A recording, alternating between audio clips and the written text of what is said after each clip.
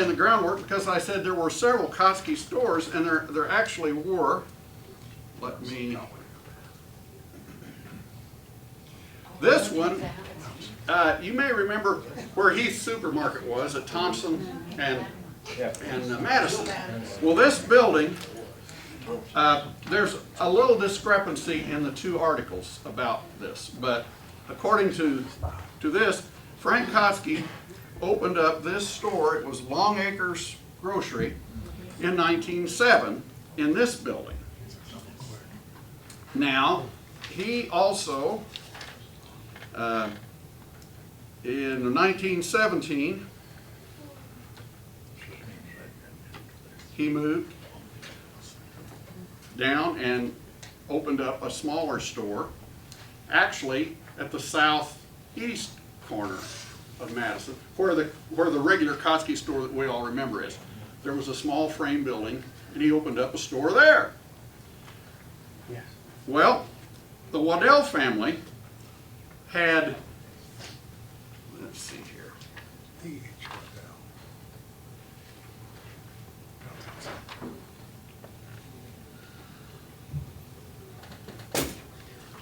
There we go.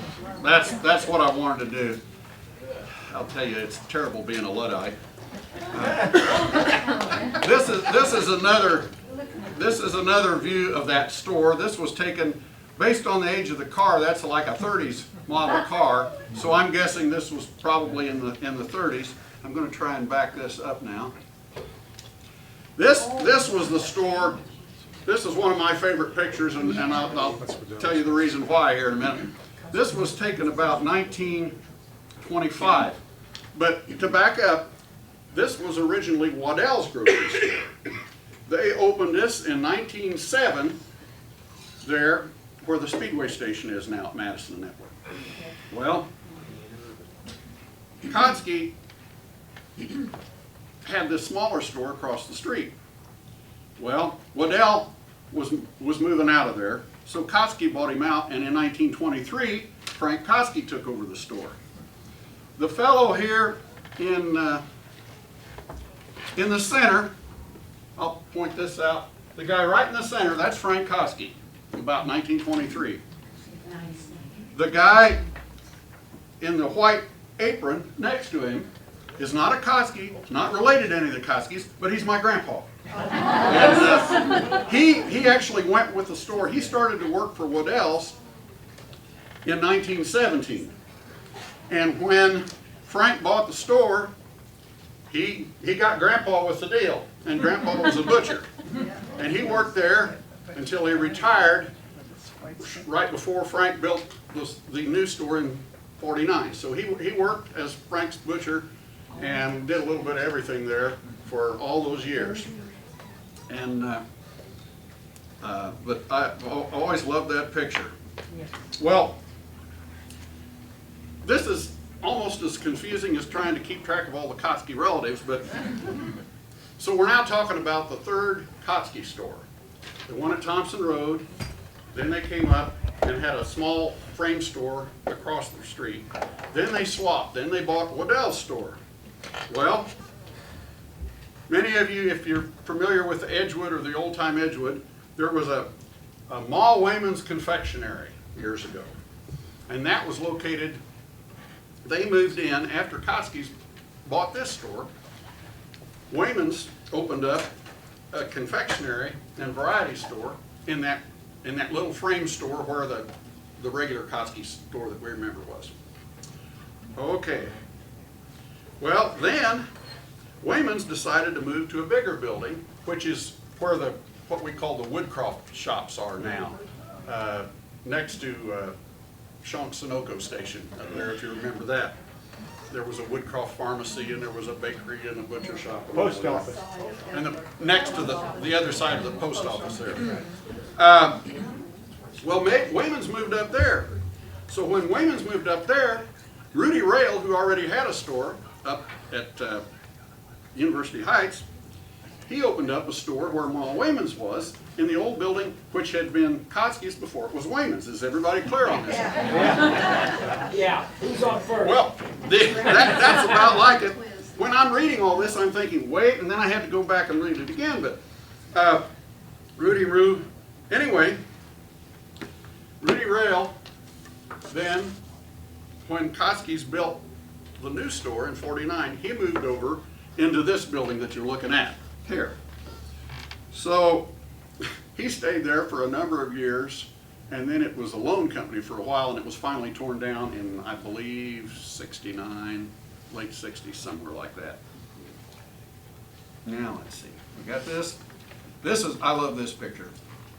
Here's Frank Kautsky sitting at his office there in the grocery store. Yeah, I think that's probably Hazel in the back there. Notice the adding machine.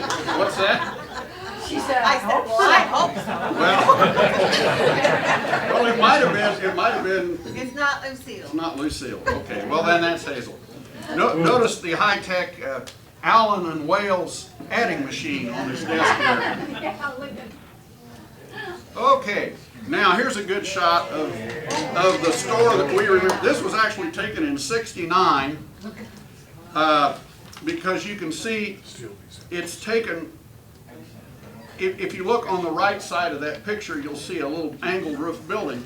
Well, that was a United gas station, and then I think it was an Imperial for a while, and then later they tore that down and put a Speedway in. But this was after they'd torn down this old Rudy Rails building. But you can see 1969 there. What was the bicycle shop? The bicycle shop was south of there, in a building to the south of that. I'm going to back this up and show you something. If you look at the extreme left side of this picture, you'll see another building over there. That was where the bicycle store was in there, right next door to that. That was George Dudgeon's original bike shop. Right, okay. I didn't realize this grocery store was right next to it. Now, here's a little bit of advertising from Don Kautsky. Thank you, thank you, thank you. No, this isn't real, but it's my thanks to you are real. I do sincerely appreciate your kindness and your business, Don Kautsky. And they were active in the community. Here's Don, and that butcher I'm thinking is maybe Byron Moore. Okay, I thought so. He was a butcher. And this picture was taken in '67, and they had purchased this prize steer at the county fair auction. Okay.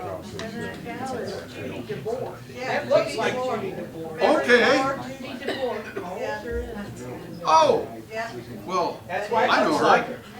That's why it does look like her. Thank you for pointing that out. Okay. And then this is the last one of the pictures that I have. This was from this article where they had closed the store. Old friends, Paul Heath, owner of Heath's Market, talks with Don Kautsky, owner of Kautsky's Market, which closed its doors last Saturday night after many years at the Southside location. A number of Kautsky employees will work for Heath, who also has purchased the store stock. But that's something I also wanted to ask. Who in this room used to get groceries at Kautsky's? Okay, that's quite a few. Well, I can understand why we did. We just went to the house and ate. Well, it worked. Same principle. We ended up with the same food. And who here worked at Kautsky's sometime or other through the years?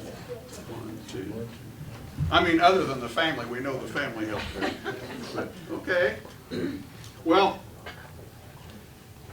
this concludes my little talk on the stores. If you want to know a lot more about this, we've got. I don't have any copies, but if you really want, you can give me your name and address, and I can give you a copy of this article, which tells all about this Edgewood and this early store history. Back in the day, it was amazing. Grandpa used to tell stories about that. He would open up the store at 5 in the morning so he could sell interurban tickets. Yeah.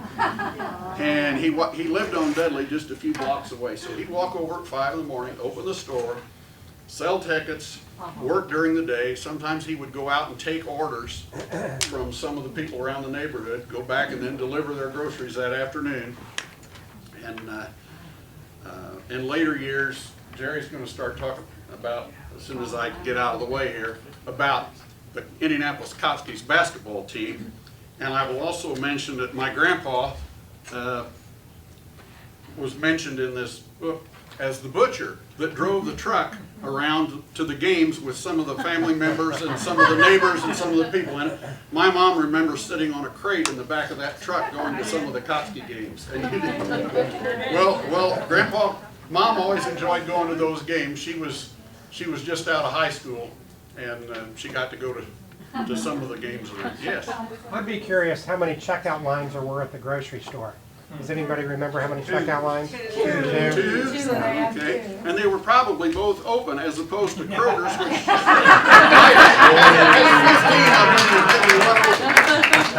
but that's a whole nother story.